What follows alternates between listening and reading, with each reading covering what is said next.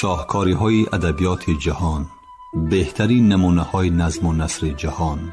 شاهکاری‌های ادبیات جهان، نیروبخش معرفت، شکوفایی شعور و پرتوافشانی فروغ فضل و حکمت در خانه دل شما. از ارمغان معنوی شاهکاری‌های ادبیات جهان بهره‌مند شوید. شاهکاری‌های ادبیات جهان از رادیوی فرهنگ.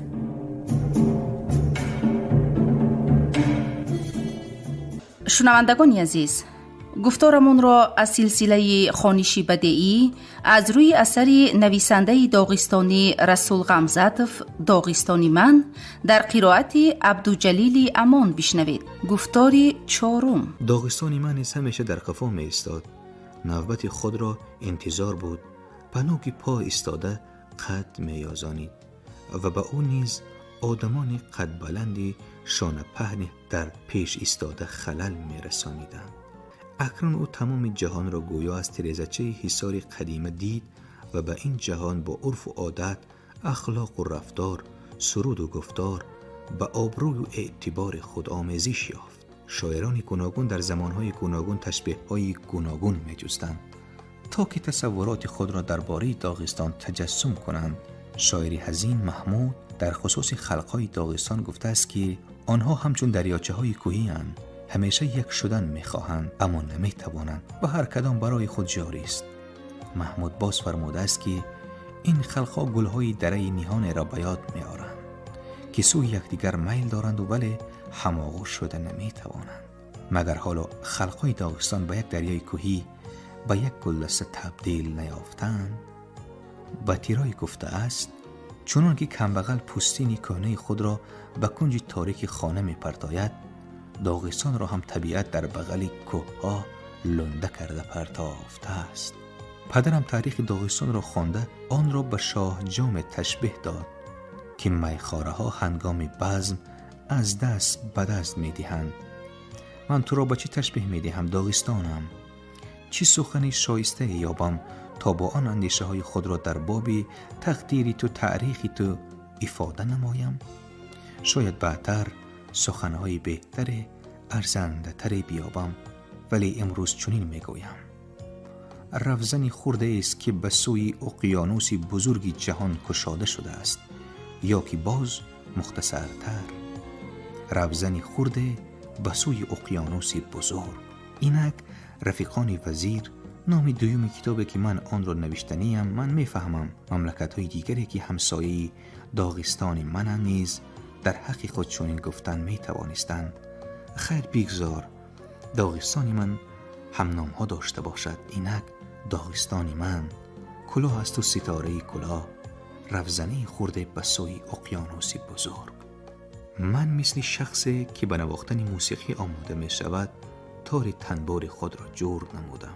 من مانند شخصی که به چاکدوزی تیاری می بیند رشته را به سوزن گذرانیدم. چون وزیرانی که در مجلس بین المللی عاقبت روزنامه را تصدیق نمودند، وزیرهای من هم نام کتاب را تصدیق کردند. این طور می شود که دو برادر به مراسا سوار یک اسب می روند. این طور می شود که یک سواری جلوی دو اسب را به یک دست گرفته آبدهی می برد. ابو طالب فرموده است کلاه لیو تولستوی بر این کلاهی خریده است، اما آنچنان کله را از کجا بخرد؟ میگویند که نامش خوب است، اما خودش چه خیل آدم می شده باشد.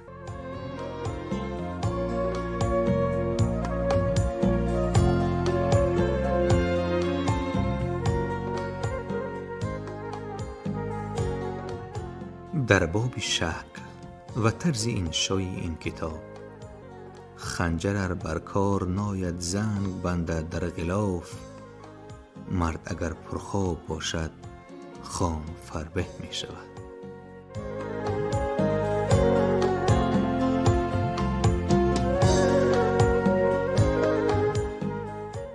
کتیبه خنجر.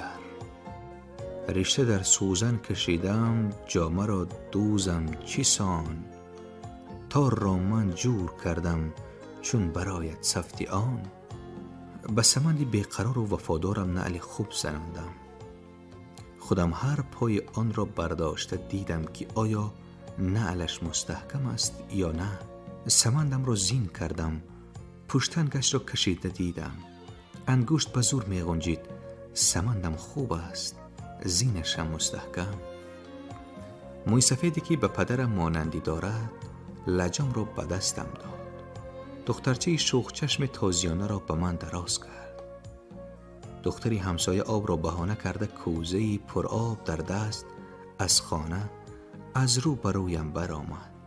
با همین کارش او به من راهی سفید آرزو نمود.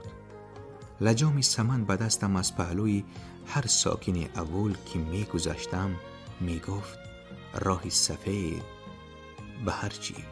در دامن اول کوهستان دختر چراغ فروزان را به تیریزه گذاشت. با این کار خود او به من چنین می گوید: این تیریزه و این چراغ را فراموش نکن. این چراغ تا بازگشتی تو خاموش نمی شود. این چراغ از پسی پرده شبهای تار و گرد و غبار سالهای بسیار در سفری دور و دراز و پرتشویشت به تو روشنی می بخشد. هنگامی که از سیاحتها خسته و شلپر برمیگردی و به دهه عزیزت نزدیک می آیی، پیش چشمانت را اول نوری همین چراغ روشن می کند. این تیریزه و این چراغ را به یاد دار. من رو به عقب می گردانم تا که اول عزیزم را بار دیگر ببینم. در روی بام خانه مادرم را می بینم. او تنها راست ایستاده است. طرحی او تا رفت خرد می شود. در روی بام ها به خدچه نازک تبدیل می یابد. نهایت در این گردش راه اولی مرا کوه پناه کرد و من رو به عقب گردانیدم، اما جز کوه چیزی ندیدم. در پیش راهم نیز کوه را می بینم، ولی می دانم که در پسی این کوه عالمی بزرگی است. هم اولهای دیگر و هم شهرهای کلان، هم اقیانوس ها و هم وکزل ها، هم فرودگاه ها هستند. نعل سمندم برای پرسنگ داغستانی عزیزم برخورده صدا می برارد. بالای سرم سقف آسمان است که آن را کوه ها حاشیه بندی کرده‌اند. یک طرفی آسمان غرق نورهای آفتاب، طرف دیگری آن پری ستاره، سمت دیگرش پرده ابرها برای خود کشیده بر زمین باران می ریزد. صبر کن ای اسب، اندک صبر کن، من که حالا بر عقیب ننگشتم. این دم آخر پشت سر خواهیم کرد آوولی زیبا که مهرش بستم. پرکشا ای باد پایم پرکشا، ما چرا رو بر قفا خواهیم داشت. انتظارن آولانی ما به پیش، دوستانی با وفا خواهیم داشت. من کجا می روم؟ راه درست را چی طور انتخاب بکنم؟ کتابی نوم را چی طرز نویسم؟ از دفترچه خاطرات.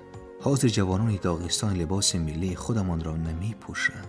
آنها مانند جوانان مسکو، تبلیسی، تاشکند، دوشنبه، مینسک، شیم و پیجک، کرته های نیماستین و گریبانداری به گالستوک موافق می پوشند. لباس ملی را اکنون فقط دسته هنرپیشگان رقاص و سرودخوان می پوشند.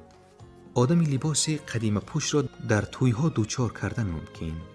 بعضاً به کس لباس ملی داغستانی لازم شود، آن را از دوستش یا شناسش می طلبد یا که از مغازه به کرا می گیرد. حاضر هر کس چنین لباس ندارد. خلاصی کلام، لباس ملی از بین می رود. اگر تماما رفته است نگوییم، اما گپ در سری آن که شکل ملی حتی از شعرهای بعض شاعران رفتن دارد و آنها از این افتخار هم می کنند. من هم در تن لباس اروپایی دارم. من هم تلپکی چرکسی پدرم را نمی پوشم، لیکن به شعرم لباسی بیگانه پوشاندن نمی خواهم. می خواهم که شعرهایم لباسی جایداری داغستانی داشته باشند. من چی؟ نصیبی من از عمر چند 10 ساله است. این 10 ساله ها به دور راست آمدن که آدمان شیم، پای پوشی، پیجک پوشیده می گردن. عمری شعر وقتی تولد شدن از مردن آن دیگر است. من از خصوص شعرهای خودم چیزی نمی گویم. شاید عمری آنها از عمری من هم کوتاه تر باشد. من در مسکو یک بیخ درختی بلوط دیدم، خیلی پیر. میگویند که آن را ایوان گروزنی شناخته است. تا سبزیده به واقع رسیدن این درخت، آدمان اول لباسی بایری، سپس کمزول و کلاه گیسو، بعد کلاهی بلند و فرکی سیاه، پس از آن کلاهی بودیان ناوی و نیمتنه چرمین، سپس پیچکی عادی و شیمی پاچه وسیع، بعد شیمی پاچه تنگ می پوشیدند. درخت بلود گویا چنین می گفت: در پایان دوتاس کنید، لباستان را عوض کردن گیرید اگر کاری دیگری نداشته باشه. کاری من دیگرگون کردن شعاع آفتاب و آن را به چوبی سخت و به جلغوزه تبدیل دادن است که از آن جلغوزه ها همین گونه درختان عظیم خواهند روید. در کوهستان آدم و لباس جوانمرد و سمن میگویند. این ضرب المثل زیبا می نماید، ولی به نظر من ناحق است. شرط نیست که قهرمانی پلنگینه پوش باشد. گاه درون زیره پولادین هم بزدل پنهان است. زیرا که تربوزی به رنگش مفتون شده خریدن من نه یک بار سبسفید و بیمزه برآمده است.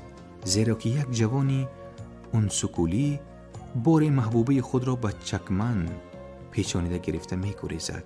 بعد کشاده می بیند که درون چکمن کمپیری بیدندان یعنی مادرکلان محبوبش خوابیده است. زیرا که ابوطالب به من چنین حکایت کرده بود: او را یک روز به اول دور به توی خبر می کنند و یا آنجا رفته سرنه می نوازد. توی خوبی برپا می شود. 3 شب و 3 روز در صحنه نزد اول صدای سرنه و دف و ناله نی و غژک خاموش نمی گردد. به قول داغستانی ها دمدم هم می شود، چمچم هم، یعنی تماشا هم ضیافت هم. تمام اهل اول به این توی آمده می رود و هر یکی اندک باشد هم می رقصد. روزی سیوم چارجی با سپارش ساقی با آوازی بلند اعلان می کند که حاضر عروس و داماد به رقص می برآیند. خیر داماد را در ظرفی این 3 روز هم دیدن، ولی عروس را که دائم بر رومال پیچیده می نشست مردم ندیده بودند. بنابراین چشم از وی نمی کندند. ابوطالب 3 روزی دراز سر و لباس عروس را تماشا می کرد. زیب و زینتش از مقاوی رنگینی تذکیری نظم کاوکاز ماندنی نداشت. وقتی که عروس از جای خسته به دوره فرامد، ابوطالب گوده او را دیده اندک خواطر شد.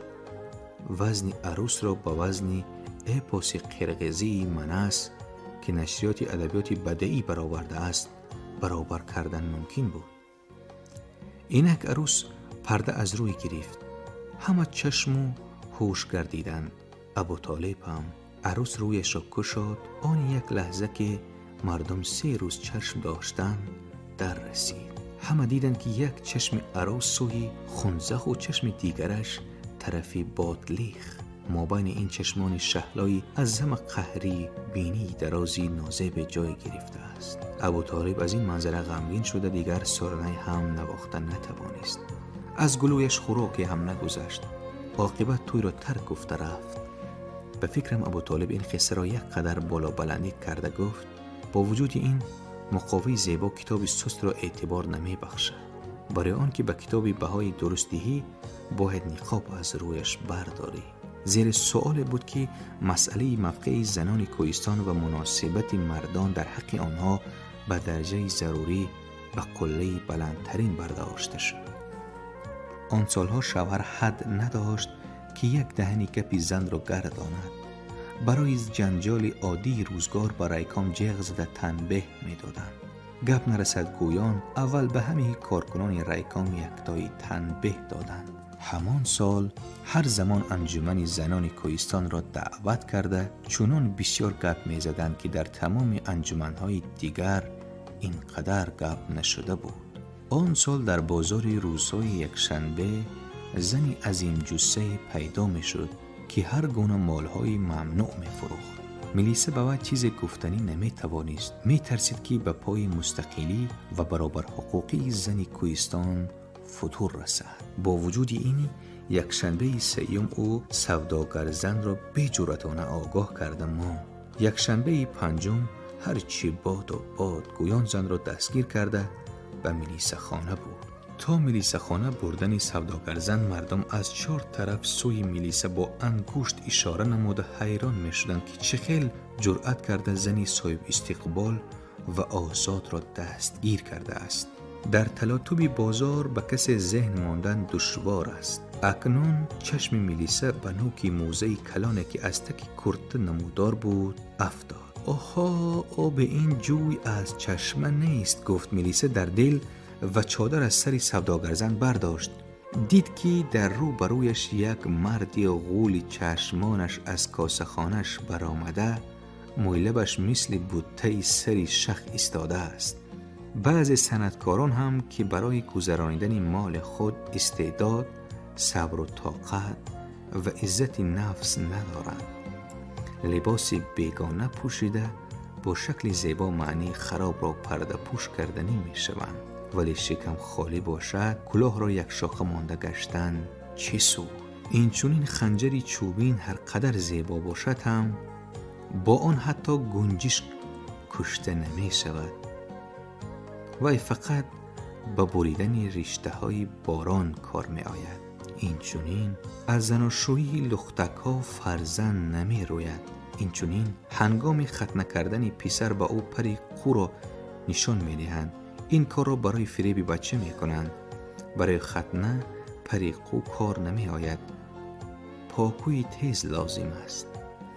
اما خوانندگان کودک نیستند که آنها را فریب دهی و من ارتیست نیستم که خنجری کاغذین آویخته گردم، هرچند غلاف آن چرمین و زردوزی باشد. البته غلاف هم در کار.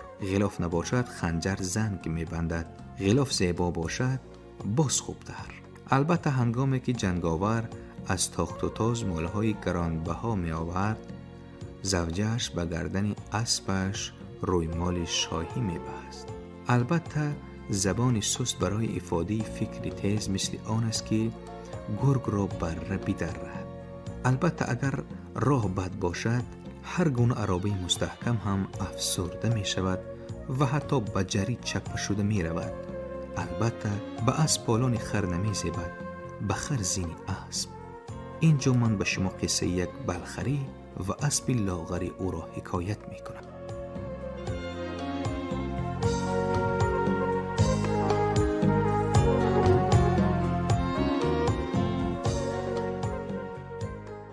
قصه یک بلخری و اسب لاغری او. یک بلخری به اسب بیچارش خرمچه و کوزچه فروشی بار کرده اول به اول می گشت. آن روز در یک دهه اوری پایگه برپا می شد. اسبتازان آتش میزاج با اسبان آتش نفس خود غن شده بودند. اسبتازان هم مشهور بودند و اسبهاشان هم. از سواران همه جوان مردانی خوشقامت و زیبا اندام، اسبهاشان از خودشان مانندی نداشتند. از چشمان چونداسا شراره دلیری و بیباکی و از چشمان سمندهاشان آتشی بی صبری می‌بارید. چونداسا اکنون صف می آراستند که بناگاه آن مردی آرامی بلخری سواری اسب لاغر به میدان درآمد. بلخری و اسبش هر دو خواب آلود می نمودند. چونداسای جوان بلخری را مزاح کرده از چهار طرف گپ پراندند. بیا با ما همراه شو. بیا اسبی ناشتی تو را هم به قطار سمنهای باد پاک بمانه. چرا اسب تو با بدوهای ما برابری نکند؟ آرزو را عیب نیست. بیا همراه ما اسب تازان که از قفا کسی نعلهای افتیده را چیده می گرفتگی نیست. مردی بلخری در جواب همین گپا آرام و خاموش باری اسبش را فراورده یک سو برده ته کرد، آرامانه به اسب سوار شد و در قطار چونداسا جای گرفت. اسبان چونداسا بی صبرانه سم زده زمین می خراشیدند، چراغ پایه می شدند و حالان که اسبی بلخری سر به زمین افکنده پینک می رفت. اینک پایگاه آغاز یافت. اسبان مانند باد درازتر شده چنگی پایگجه را به آسمان برداشتند. از قفای همه در قبط ابر چنگ اسب لاغری بلخری هم در تاز شد. دوره یکم پایگاه با آخر رسید، دویم و سیوم هم به همه عیان بود که اسبا شلپر شدند. هرچند چونداسا اسبان خود را تازیانه و مهمیز می زدند، آنها دیگر تند و تیز دویده نمی توانستند. تنها اسب لاغری بلخری یک خل می تاخت، نه سست نه سخت. اسب بلخری اول به اسبان قفا مانده رسیده گرفت، سپس با اسبان پیش قدم برابر شد و بعدتر در دوره آخرین یعنی دوره دهم پایگاه حتی از آنها پیش گذشت. مجبور شدند که به گردن کشال اسب لاغر بلخری نشان فیروزی رویمال شاهی را بندند. مرد بلخری اسبش را آرامانه به نزد کوزچه و خرمچه ها برده مالش را بار کرد و راه خود را دوام داد.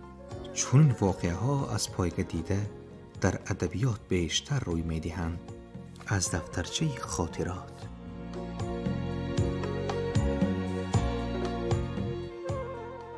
شعری که با آسانی انشا شده است خواندنش دشوار.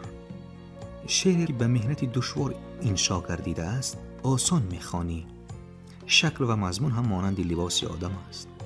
اگر آدمی باشد خوشفعل و دانا، عالی همت و نکوکار، چرا لباسی به خود زیبنده نپوشد؟ آدم خوشروی و خوشندام چرا خوشفکر هم نباشد؟ اکثر زنان خوشرو کمعقل میشوند، اگر بسیار دانا باشند بینور میشوند. بعضی اثرهای صنعت نیز چنینند، ولی زنان خوشبختی هستند که هم حسنیگیرا دارند هم عقل رسا. کتاب شاعران حقیقتا صاحب استعداد هم مثل زنان خوشبخت زیبا و داناست. یک معلگی گفته است همین که آدمی عازمی اولی ما از بالای عقبه نمودار شد، من زود میفهمم که وی آدم خوب است یا بد. یک کوبچگی گفته است اگر زرگر صاحب هنر نباشد نقره و زر خود چیز نیستند. بهترین کوزه های نقشین را کوزگر سازد از گیل عادی. شعری زیبا بیافرد شاعر از سخنهای ساده بنیاده.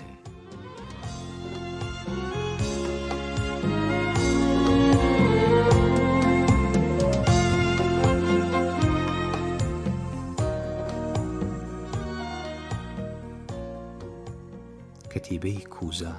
من زیاده از 15,000 روز عمر دیدم. در روی زمین راه‌های زیادی را پیاده و سواره طی کردم. با هزاران کس ملاقات داشتم. تأثیرات من مانند دریاچه‌های شوخ‌آب کوهی در وقتی باران یا هنگام آب شدن برفا بی پایانند. اما این همه تأثیرات را چگونه باید بپیوست تا کتاب شده باشد؟ نوشتن این کتاب برابری در وادی رودخانه کشادن است، ولی این هم نیمی کار. باید که همه دریاچه های کوهی جمع شده از این رودخانه جاری گردند. من این کار را چی طور بکنم؟ بغیر از دانستن حیات باز چی دانش‌ها لازمه؟ نظریه ادبیات. اما خود شعر را ننوشته بیشتر در باره طرز نوشتن شعر اندیشه کردن ممکن نیست. همین را عرض کردنیم که من جریان و رویه های ادبی پسندیده ندارم، بلکه نویسنده، رسام و استادهای پسندیده دارم. از دفترچه خاطرات. در انستیتوت ادبی وقتی امتحان یک اول را پرسیدن فرق بین ریالیسم و رمانتیسم چیست؟ اول دایر به این موضوع از افتش کتاب نخوانده است، اما به سوال جواب دادن لازم. بنابراین او کمی فکر کرده، سپس به پروفسور جواب زیل داده است. اگر ما عقاب را عقاب بگوییم ریالیسم می شود، اما خروس را عقاب بگوییم رمانتیسم می شود. پروفسور خندیده است و به همدیاری من بهای سنجش مانده است. اگر سخن در حق من رود، من از روز ازل کوشش می کنم که اسب را اسب، خر را خر، خروس را خروس و مرد را مرد بگویم. از دفترچه خاطرات. رابیندرانات تاگور مشهور برادری داشت که وی هم نویسنده بود. برادر در ادبیات هند طرفداران رویه بنغالی بود، اما رابیندرانات خود یک مکتب، یک جریان کامل ادبی. فرق برادران نیز در همین است.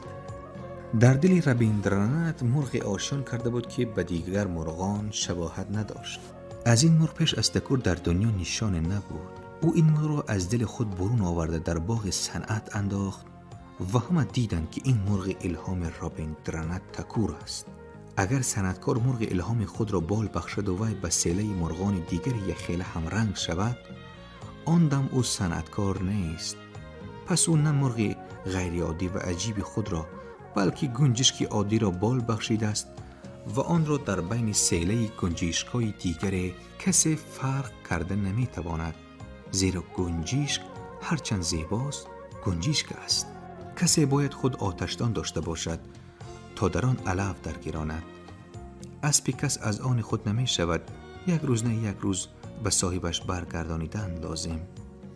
فکر دیگران را از آن خود نکنید، در جستن فکری بکری خود شوید.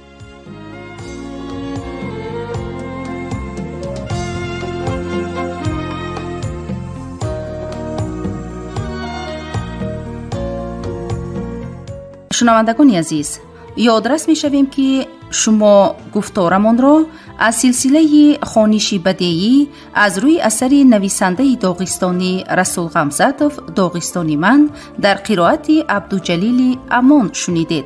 کارگردان موجیگول یوسفوه. پایان گفتاری 4.